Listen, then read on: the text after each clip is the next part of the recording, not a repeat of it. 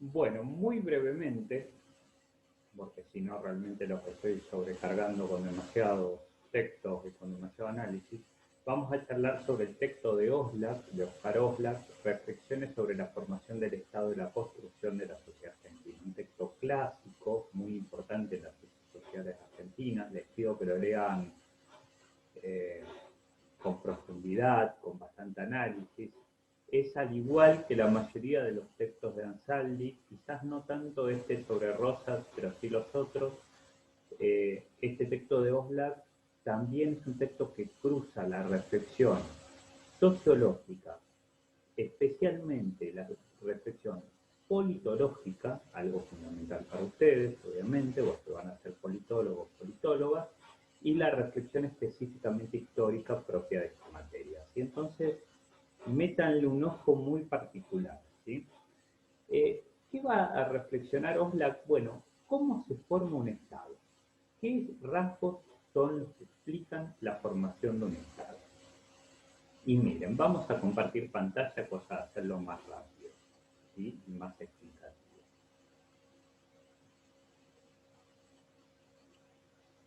Él va a desarrollar, va a ir desarrollando, analizando la historia de Argentina, los aspectos de ese territorio que luego va a ser Argentina, para decirlo mejor, y va a plantear que la estatidad, o sea, la conformación de una entidad como Estado, va a requerir cuatro aspectos, cuatro propiedades. La primera es la capacidad de externalizar su poder, obteniendo reconocimiento como unidad soberana dentro de un sistema de relaciones interestatales. ¿Qué es eso? Básicamente es la capacidad de externalizar el poder, o sea, de llevar el poder por fuera de las fronteras, o sea, de tener un ejército. Y a partir de tener un ejército, ser reconocido como unidad soberana única por el resto de los países en el sistema de relaciones interestatales. Eso es algo que hasta 1862, la clase que viene lo vamos a ver un poco mejor, en Argentina no existía. Cada grupo, cada caudillo, cada provincia tenía su propio ejército y no había posibilidad de que ninguno de esos ejércitos o particulares, personales, de un caudillo o de una provincia, fuesen reconocidos por el sistema de relaciones interestatales. Segundo punto, o sea, es un punto bien concreto, no es nada abstracto esto, es tener poder concreto organizado, por ejemplo, en unas Fuerzas Armadas estatales, nacionales. ¿Sí? Segundo punto, también muy concreto, nada teórico. Capacidad de institucionalizar su autoridad imponiendo una estructura de relaciones de poder que garantice su monopolio sobre los medios organizados de coerción. O sea, que el poder militar, los medios organizados de coerción, hago el puño para la cuestión de la fuerza, sea absolutamente monopólica, la controle totalmente el Estado, quien controla el Estado. No puede, piensen, si hoy pasase eso, no puede el gobernador de Chubut tener un ejército propio. O un tipo, una persona muy rica, Urquiza o Rosas, tener un ejército propio a partir de que tiene mucha plata. Y entonces le paga a gente para combatir por él, sea políticamente o personalmente. No, no se puede. En un Estado conformado como tal, eso es ilegal, totalmente ilegal. Es la peor ilegalidad del mundo. Es una subversión, ¿sí? Entonces, fíjense de nuevo, una cuestión bien concreta, la capacidad de imponer, de institucionalizar su autoridad, de imponer su autoridad a partir de garantizar el monopolio sobre los medios organizados de coerción. No puede haber 10 ejércitos. Hay un único ejército que lo controla el que ejerce institucionalmente la autoridad estatal. Tercer punto, capacidad de diferenciar su control a través de la creación de un conjunto funcionalmente diferenciado de instituciones públicas con reconocida legitimidad para extraer establemente recursos de la sociedad civil, con cierto grado de profesionalización de sus funcionarios y cierta medida de control centralizado sobre sus variadas actividades. Este punto sí ya es un poco más teórico, pero también es concreto, que el Estado empieza a conformarse como tal, que empieza a desarrollar instituciones, que esas instituciones tengan capacidad de diferenciar el control de la población, o sea, de ir organizando el control de la población, pero además de ir especificándolo, de que no todo puede ser control militar, también tiene que haber un control educativo, un control de salud, un control social, el registro civil, por ejemplo, creando un conjunto diferenciado y más o menos complejo de instituciones públicas, que sean instituciones además legítimas, ¿sí? Y acá está lo clave, que tengan capacidad de extraer establemente recursos de la sociedad civil. ¿Qué quiere decir esto? Que cobren impuestos, ¿sí? Porque no hay posibilidad sino de financiar de manera estable el Estado que se conformó. Entonces, ejército para afuera, ejército para adentro, monopolio de la violencia para adentro, y capacidad de diferenciar el control y sobre todo de cobrar impuestos. Y cuarto punto, clave, fundamental este cuarto punto, el punto que lo hizo, que lo transformó en un prócer a una figura tan controvertida como Sarmiento. Capacidad de internalizar una identidad política colectiva, una identidad colectiva mediante la emisión de símbolos que refuerzan sentimientos de pertenencia y solidaridad social y permiten en consecuencia el control ideológico como mecanismo de dominación.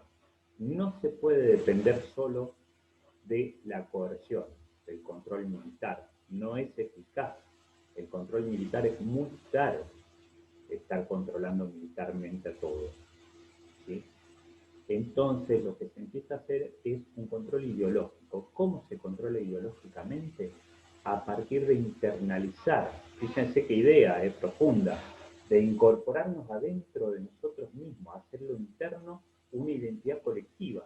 Piensen, lo difícil, 30 años de guerra civil, 1820-1853, más de 30 años de conflictos permanentes, hasta 1862 en realidad existen esas guerras civiles y aún más años. Piensen los odios acumulados, las broncas, las familias destruidas, los asesinatos. ¿Cómo haces para conformar de toda esa gente que se combatió durante 40 años, 30, 50 años, que se odió, que se mataron entre ellos? ¿Cómo construís de esa sociedad destruida, fragmentada, en partículas, ni siquiera en fragmentos, cómo de eso haces un país? ¿Cómo de eso armás una identidad política colectiva? ¿Cómo los correntinos que se peleaban con los porteños, que se peleaban con los santafesinos, que se peleaban con los cordobeses, que se peleaban con los riojanos, que se peleaban con los catamarqueños, cómo de eso haces argentinos? Que todos además se autorreferencien como argentinos y digan somos una cosa única que es Argentina. Es dificilísimo.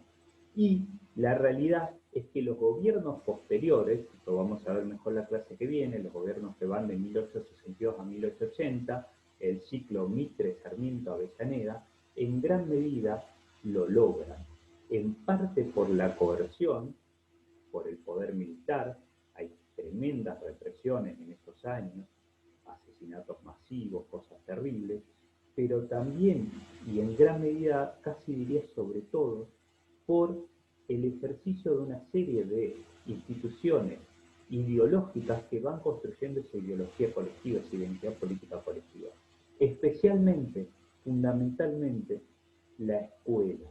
Por eso digo que este punto era tan importante que la oligarquía argentina, a partir de esto, va a reconocer a Sarmiento, una figura súper controvertida, brutal, muy compleja, muy jodida, como para decirlo de forma poco académica, pero fue tan eficaz en la creación de una escuela, de una institución educativa que crease esa identidad colectiva, que aún a pesar de lo compleja que era la figura de Sarmiento, lo van a reconocer como un prócer, lo van a construir como un prócer, casi al mismo nivel que San Martín y Belgrano. San Martín, constructor de la argentinidad, constructor del ejército, una mentira, no es constructor del ejército argentino, pero así lo va a construir la historia constructor de la bandera, Sarmiento, constructor de la escuela.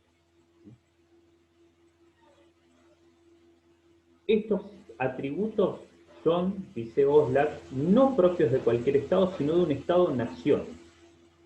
Porque hay Estados que no son nacionales. El Estado español, por ejemplo, no es un Estado nacional. Dentro del Estado español se reconoce que hay distintas naciones, los catalanes, los gallegos, los vascos, los de Castilla, los andaluces, ¿sí? Pero especialmente se reconocen tres naciones históricas, que es la nación galega, la nación vasca y la nación catalana. Nuestro Estado no reconoce eso, y ya lo vamos a ver también la próxima clase cuando veamos el texto de Besú. De hecho, nuestro Estado fue feroz en reprimir y seguir reprimiendo hoy la posibilidad de que existan nacionalidades alternativas dentro del propio territorio argentino a la nacionalidad argentina. No lo acepta, ni siquiera hoy, ni siquiera luego de más de 120 años de haber derrotado a las otras naciones que tenían soberanías propias dentro del territorio que el Estado argentino se arrogaba como propio. Ni siquiera hoy acepta que haya otras naciones, que haya otras identidades colectivas, además de la identidad colectiva impuesta por el Estado argentino. ¿Sí? Entonces, nuestro Estado se conforma como un Estado nacional monolítico, absoluto.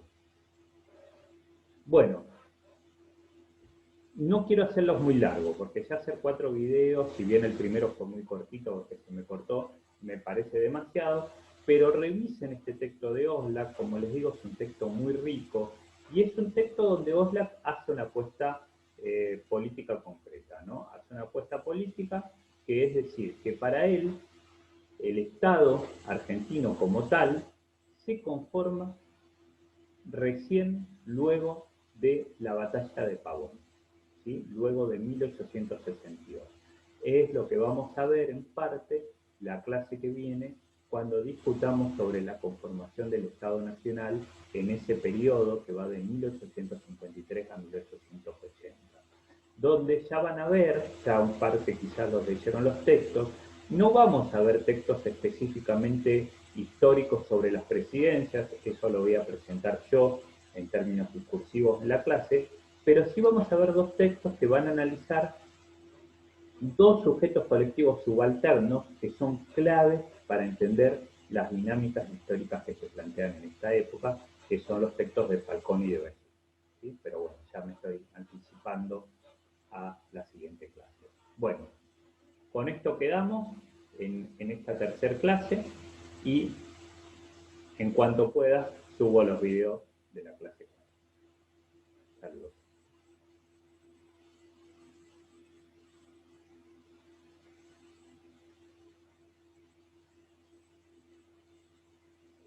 Dejamos de compartir y finalizamos.